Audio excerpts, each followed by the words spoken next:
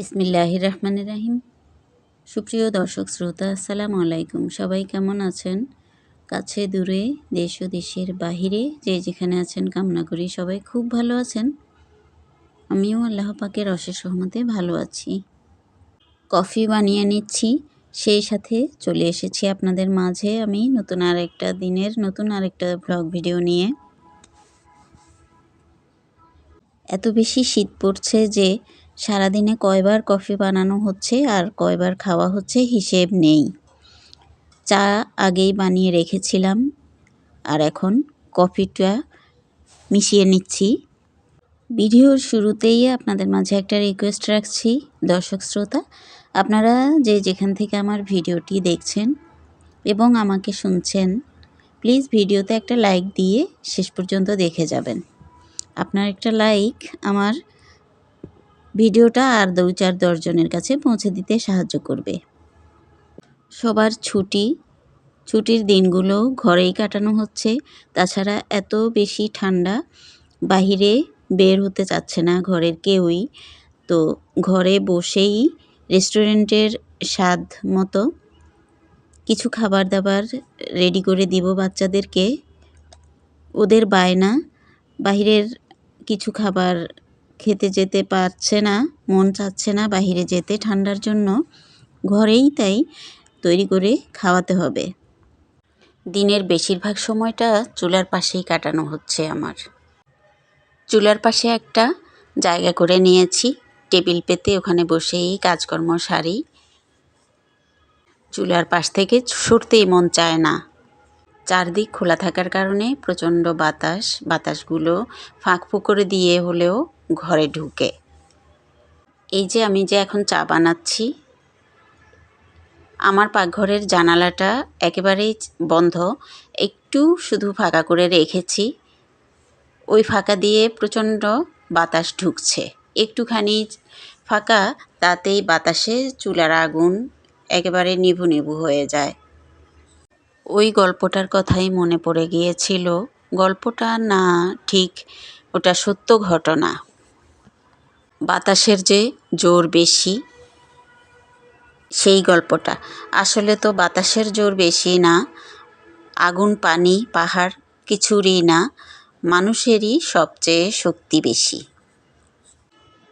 ফেরেশতারা জিজ্ঞেস করেছিল আল্লাহকে, কে শক্তিশালী? তো সে প্রশ্নের উত্তর দিতে গিয়েই আল্লাহ পাক এই ঘটনাগুলো বলেছিলেন। এই সবগুলোই যদিও এক এক রকমের শক্তিশালী, তবে সবগুলোর মূলেই রয়েছে মানুষের জন্য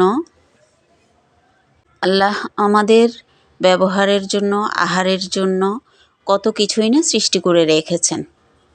এই যে এক্ষুনি আমি দেখিয়ে দিয়েছিলাম, খেয়াল করেছেন কি না জানি না, এই পাখির ঘরের জানলা দিয়ে যে যে কী পরিমাণ বাতাস ঢুকছে। কতটুকু, আমার মনে হয় 2 ইঞ্চি পরিমাণ শুধু আমি ফাঁকা রেখেছি। আমার এই চায়ের পাতিলটার 1 পাতিল চা সকালে বানানো হয়েছে, খাওয়া শেষ হয়ে গিয়েছে। এখন দুপুরের আগ দিয়ে আরও একবার বানিয়ে রাখা হচ্ছে, এটাও খাওয়া হয়ে যাবে। ঠান্ডা তো, যে কেউ এসেই একটু একটু করে, আমার ছেলে মেয়েগুলো যদিও চা ওরা খায় না, কিন্তু এই ঠান্ডার মধ্যে দেখছি সবাই একটু চা খেতে যাচ্ছে। তো আমি তো কফি মিশিয়েই বানাই, সবাই ওটাই পছন্দ করে, তো ওভাবেই বানিয়ে রাখছি আর কি। আর এটা বানানোর সাথে সাথেই না আমি নিজেই খেয়ে ফেলেছিলাম বেশ কিছু চা, আধা কাপের মতো। আমি আমার জন্য এটুকু ঢেলে নিয়েছি আর বাকিগুলো ঢেকে রেখে দিব। আজকে আর বেশি কিছু কাজ করা পড়ছে না। গত 2 দিন ধরে আমি এমনিতেই সংসারের বেশ কিছু জিনিস গুছিয়েছি, কাজ করা পড়েছে। আর এই ঠান্ডার মধ্যে কোনো কাজকর্ম করতেও ইচ্ছা করছে না। তো চুলার পাশে দাঁড়িয়ে দাঁড়িয়েই রান্নাবাড়ার কাজগুলোই সেরে নিচ্ছি।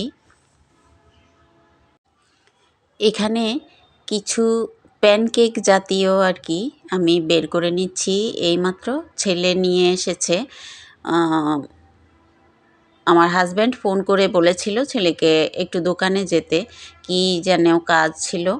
তো আসার সময় এগুলো নিয়ে দিয়েছে। গরমই আছে, উপরটা ক্রিস্পি, ভেতরে নরম। এটাকে পোড়া রুটি বলে নাকি প্যানকেক জাতীয়, ওই যাই হোক, কিন্তু ভীষণ টেস্টি ছিল। চা বানিয়েছিলাম না, তো ওটা খেয়ে এসে এখন চা খেয়ে নিচ্ছি। ওরা দুই ভাই বোনে মিলে ওদেরগুলো নিয়ে গিয়েছে। মেয়ের রুমে বসেই ওরা মোবাইল দেখছে, গল্পগুজব করছে, আর ওই রুটিগুলো নিয়ে গিয়েছে, ওরা ওখানে খাচ্ছে।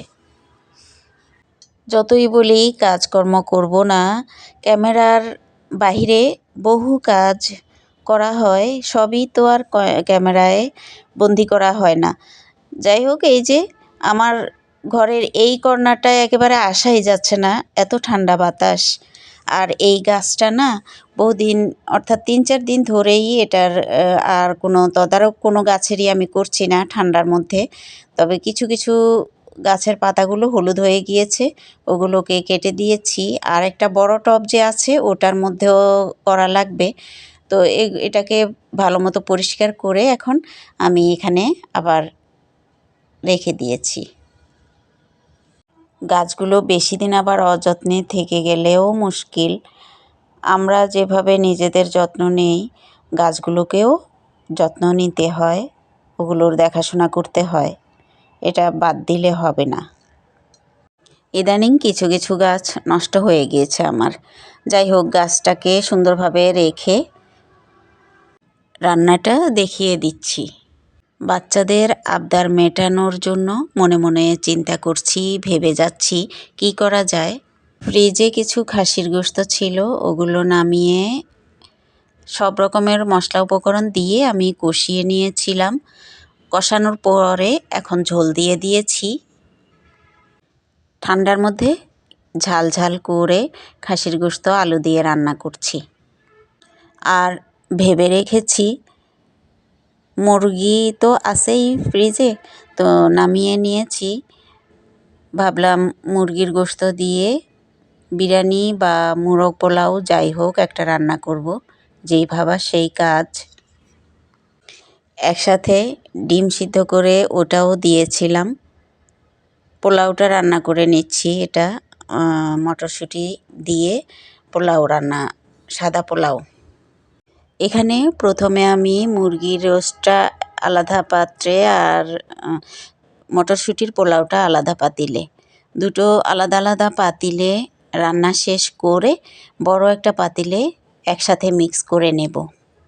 আমাদের সময় না বিরিয়ানি জিনিসটা প্রচলন ছিল না। পোলাও রান্না করতেও আমার মাকে দেখেছি, গোশত রান্না করতেন।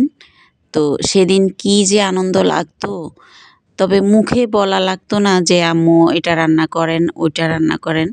আমাদের নির্দিষ্ট একটা সময় ছিল, তখন রান্না করতো সপ্তাহে 1 দিন বা 2 দিন বা মাসে 1 দিন পোলাও, গোশত। আর এখনকার যুগের বাচ্চাদের জন্য মোরগ পোলাও, ডিম পোলাও, তেহারি, বিরিয়ানি, কাচ্চি এগুলো হচ্ছে জনপ্রিয় খাবার। ওরা এইগুলো ছাড়া অন্য কিছু ভাবতেই পারে না। ঘরে রান্না করা খাবারের চাইতে বাহিরে রান্নার প্রতি ঝোঁক, খাবার দাবারের প্রতি ঝোঁক বেশি। অবশ্য আমি আমার বাচ্চাদেরকে ছোটোবেলা থেকেই ঘরে যতটুকু পেরেছি রান্না করে করে এ সকল খাবার দাবার খাইয়ে অভ্যাস করিয়েছি। বাইরের খাবার দাবারের প্রতি তেমন একটা লোভ না, তবে খায় না যে একেবারে তাও কিন্তু না, খায় মাঝে মধ্যে। এখানে আমার হাজব্যান্ড গতদিন বাজার আনার সময় একটা আনারসও নিয়ে এসেছিলেন। তো আমি অবশ্য আনারসটা দেখে একটু বলেছিলাম যে এই ঠান্ডার মধ্যে আনারস খাওয়া যাবে না, কেন এনেছেন শুধু শুধু। আজকে এটাকে কেটে হালকা একটু মরিচের পাউডার আর লবণ দিয়ে মাখিয়ে দিয়ে রেখেছিলাম। এত অকল্পনীয়ভাবে এটা খাওয়া হয়েছে। আসলে ঠান্ডা তো একটু ঝাল টক মিষ্টি মিশ্রিত খাবার দাবারই বেশি খাওয়া হচ্ছে, আর এটার প্রতি লোভও বেশি। আর আজকের আনারসটা এত টেস্টি হয়েছিল, চেটে পুটে খেয়েছে সবাই, সাথে সাথে এটা শেষ হয়ে গিয়েছিল। তা আমি মনে মনে আবার নিজেকেই বলছিলাম যে আমি আমার হাজব্যান্ডকে বলেছিলাম যে এটা কেন এনেছে, এখন তো দেখছি ঠিকই খাওয়া হয়ে গিয়েছে। আর ওইটা সবার আগেই খাওয়া হয়েছে, আগ্রহ নিয়ে সবাই চেটেপুটে খেয়েছে, আর টেস্টিও হয়েছিল দারুণ। আচ্ছা, এখন রান্না সম্পর্কে একটা কথা বলি। আমার খুব ছোটোবেলায় আমার মাকে দেখেছি গ্রামের কারো কোনো অনুষ্ঠান হলে, বিয়ের অনুষ্ঠান বা ছোটোখাটো কোনো ছোটোখাটো বলতে গ্রামের অনুষ্ঠানগুলোই ছোটোখাটো, তখন আমার মাকে আর আমার মেজো জেঠিকে ডেকে নিয়ে যেত রান্না করে দিতে। আমার মা জেঠি বলতে গেলে ওনারা পাকা রাঁধুনি ছিলেন।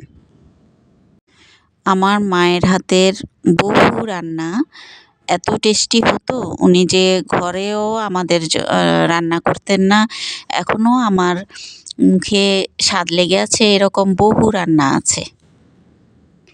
আসলে মায়েদের রান্না এমনই হয়, মায়েদের হাতের রান্নার টেস্টই আলাদা। যেহেতু আমার মাকে গ্রামের বিভিন্ন অনুষ্ঠানে, বিয়ের অনুষ্ঠানে রান্না করার জন্য ডাকা হতো এবং তিনি রান্না করতেন, খুব টেস্টিও হতো, তাহলে তাকে একজন গ্রামীণ শেফ বলা যায়। এখানে আমার আনারসের সাথে যে সবজি বাজার এনেছিল, করলা আর সিম, ওখানে রেখে আসলাম। আর এই যে আমি আজকে আমার ঘরে খাওয়ার জন্য, বাচ্চাদের জন্য ওদের আবদার রেখে রান্না করেছি মটরশুঁটির পোলাও আর মুরগি ডিম একসাথে করে মিশিয়ে নিয়েছি। এটাকে এবার কী নাম দেওয়া যায় বলেন তো? মোরগ পোলাও বলেন আর ডিম পোলাও বলেন, একসাথে সব মিলেমিশে নিয়েছি। কেমন হয়েছে দেখতে আমার এই রান্নাটা বলেন তো? আমার কিছু কিছু মিষ্টি আপুদের রান্না দেখি, অনেক দারুণ দারুণ মজাদার রান্না ওনারা করেন। তবে আমারটা যাই হোক, এখন পুরো পাতিল সহ খাবার টেবিলে নিয়ে চলে এসেছি। সব সময়ের মতোই এখন আমাদের খাবার পালা। আমার মেয়ে সবাইকে বেড়ে দিচ্ছে। বিভিন্ন গল্প গুজব আড্ডায় খাবারটা সবাই একসাথে সেরে নিয়ে নিলাম। আর এটাও সত্যি খুব দারুণ হয়েছিল। এইসব খাবারের সাথে সালাদ না হলে চলে না। সালাদও কেটে নিয়েছি, এই যে লেবু, শসা আর কাঁচামরিচ। ভিডিওর প্রায় শেষ পর্যায়ে চলে এসেছি। আমি জানি না আপনাদের কাছে কেমন লেগেছে আমার ভিডিওটি। যদি ভালো লেগে থাকে তাহলে সাপোর্ট করে যাবেন। নতুন কোনো বন্ধু যদি আমার এই ভিডিও দেখে থাকেন আর আপনার কাছে যদি ভালো লেগে যায় ভিডিওর কোনো একটু অংশ, তাহলে আমার চ্যানেলটিকে সাবস্ক্রাইব করে রাখতে পারেন। এইদিকে আমি যে একটা বসার জায়গা বানিয়েছি চুলার পাশে, আমার হাজব্যান্ড দেখেন ইচ্ছা মতো এখানে বসে বসে আরামে মোবাইলে খবর দেখছে, ওয়াজ শুনছেন। দর্শক শ্রোতা, আমি গতকালকেও কোনো ভিডিও দেইনি, প্রচণ্ড শীতে আজকের ভিডিওটা এলোমেলোভাবে সাজিয়ে দিয়েছি। কেমন হয়েছে? ভুল ত্রুটি হলে ক্ষমা সুন্দর দৃষ্টিতে দেখবেন, আর ভিডিও ভালো লাগলে সাপোর্ট করে পাশে থাকবেন। সবার মঙ্গল কামনায়, আল্লাহ হাফেজ।